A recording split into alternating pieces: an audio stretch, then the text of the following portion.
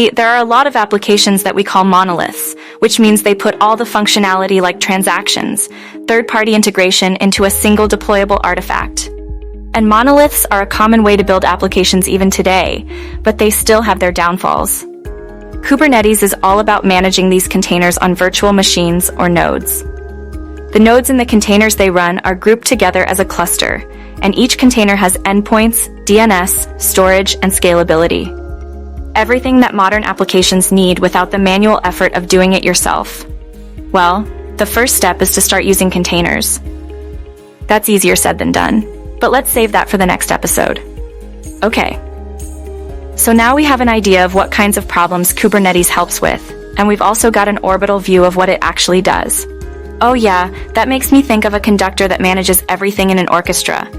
You know, are the horns going? Oh, the drums, they should be going now. Exactly. There's a lot of moving points in a scalable application.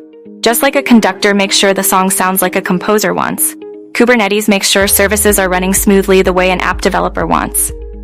Kubernetes is a portable, extensible, open-source platform for managing containerized workloads and services that facilitates both declarative configuration and automation, letting you run distributed systems resiliently with scaling and failover for your application.